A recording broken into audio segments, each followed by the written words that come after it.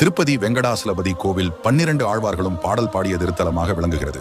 7 மலைகளுக்கும் அதிபதி என்பதால் ஏழுமலையான் என்று பக்தர்களால் அழைக்கப்படுகிறார். திருமலை 3000 அடி உயரத்தில் உள்ள குளிர் பிரதேசமாக இருந்தாலும் ஏழுமலையான் சிலையின் வெப்பம் மட்டும் 110 டிகிரி ஃபாரன்ஹீட்டுக்கு குறைவதே கிடையாது. இது இன்றளவும் அதிசயமான நிகழ்வாகவே உள்ளது. ஏழுமலையான் கோவிலில் சொர்க்கவாசல் திறப்பு வைபவம் கிடையாது, கொண்டாட்டம் மட்டும் உண்டு. உலகிலேயே அரிதான ஒற்றைக்கண் நீலம் என்ற அரிய ரத்தினக்கல் ஏழுமலையான் கோவிலில் உள்ளது. இதன் தற்போதைய மதிப்பு ரூபாய் 100 கோடி ஆகும். உலகிலேயே அதிக வருமானம் ஈட்டும் திருப்பதி ஏழுமலையான் கோவில் முதலிடத்தை வகிக்கிறது. திருப்பதி ஏழுமலையானின் முண்டியலில் தினந்தோறும் சராசரியாக ரூபாய் 3 கோடி வரை பக்தர்கள் காணிக்கை செலுத்தி வருகின்றனர். மேலும் திருப்பதி ஏழுமலையான் கோவிலில் கடந்த 2024 ஆண்டில் 1365 கோடி உண்டியல் காணிக்கையாக கிடைத்துள்ளது. தற்போது ஏழுமலையானை தரிசனம் செய்ய வரும் பக்தர்களின் எண்ணிக்கை குறைந்தாலும் கடந்த 3 ஆண்டுகளாக உண்டியல் காணிக்கை அதிகரித்து வருவதாக அதிகாரிகள் தெரிவித்துள்ளனர். திருப்பதி கோவிலில் கடந்த ஆண்டு 6 கோடி பேருக்கு உணவு வழங்கப்பட்டுள்ளதாகவும் 12 கோடி லட்டுகள் விற்பனை செய்யப்பட்டுள்ளதாகவும் தெரிவித்துள்ளனர்.